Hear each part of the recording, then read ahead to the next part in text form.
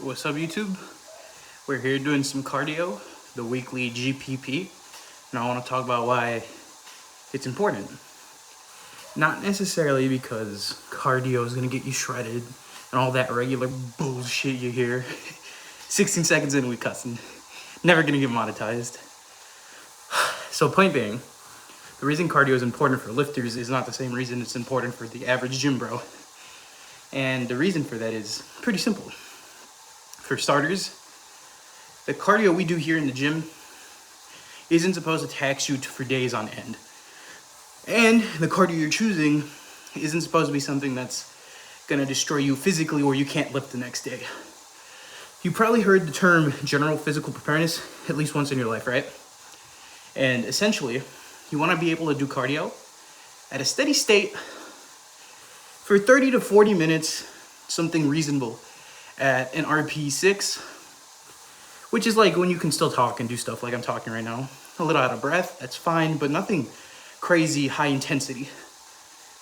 Now, the reason for that is simple. You want to pick something you can do at a steady state because it gets your heart going and it's good for your health, 1. 2, doing this is going to help you improve in your lifts, whether it's cleaning, whether it's snatching, whether it's deadlifting or benching. You're a power lifter. Being able to recover in between sets, being able to recover in between heavy attempts is a skill. And doing this will help you. You're gonna have 3 attempts. You need to be able to be fresh for all 3. Even in between your sets. If you're lifting heavy weights, 5 minutes is ideal. Anything more is sort of dumb. Why do you need to wait 10 minutes in between sets? Even if it's a strong weight. I know certain people like Mark Ribito like saying, wait until you feel fresh to hit it. But there comes a point of diminishing returns. At most at powerlifting meets you'll get 10 minutes in between. Where then, sure. But the GPP you do today will help you tomorrow so you can do your 5 sets of 5 at a reasonable time. Take 5 minutes of rest between sets versus the whole thing taking tons of time. Even for what I'm doing now in clean and jerking and snatching, the sets and reps, they take honestly anywhere between 2 minutes of rest to 3 minutes of rest. And doing this helps me recover between my sets so I can A, feel kind of fresh, B, produce the same amount of power I produced in the last set. What do you guys think I do? Like, for example, yesterday I did block cleans, right?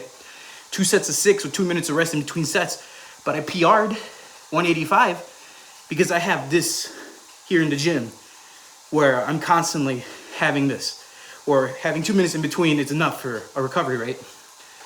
So that's the reason you do it. Now, what GPP or what movements would you pick? Well, for starters, don't do running because running will tax your legs. We're talking for power lifters, Olympic weightlifters, anybody who has sport, don't run. If you ever notice you've done sprints or if you've done long distance running, you'll be tired and you won't be able to squat as heavy, or you'll be tired and you won't be able to do whatever as heavy or to your preferred way. So instead, pick something reasonable. I like using bikes. I'm a big fan of bikes because they're pretty good to get some cardio in, for starters. And B, your legs are never destroyed because they're not actually touching the ground. So your legs are fresh for the next day. Low intensity, but still get your heartbeat going. Other good options, sled pulls. Other good option, even walking. Walking's underrated. A lot of people don't get enough steps in. If you walk 10,000 steps a day at least, you'll have some decent cardio. But if you work office jobs, I work an office job, you don't walk that much. So simply walking more is a decent cardio.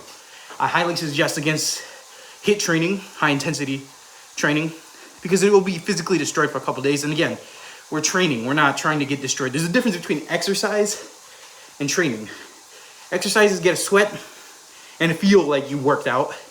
Training is to constantly improve and be able to be in the gym. So GPP is for that. Other options you probably have outside of walking and biking, I'd even say rowers, air bikes, but things that are easy to recover from. Nothing heavy. Don't be dumb and put a 20-pound vest and go on a run or do stupid shit like that. So yeah, those are the 5 minutes I wanted to get my thoughts on, because I just finished my cardio myself right now. And be consistent.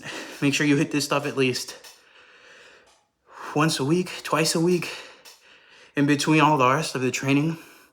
Because you have to remember, if you're training 3 times a day full body, then try to do this twice. If you're doing 4 days like I'm doing training, at least once. And then keep up your steps and you'll be pretty good in shape. I'm not saying I'm the fittest dude in the world, but it works for something, right? And just to prove that I wasn't bullshitting you guys, what do you think this is? All of that is just real sweat. I just have my glasses because I usually like watching YouTube. See? Just to prove I'm actually here on the bike.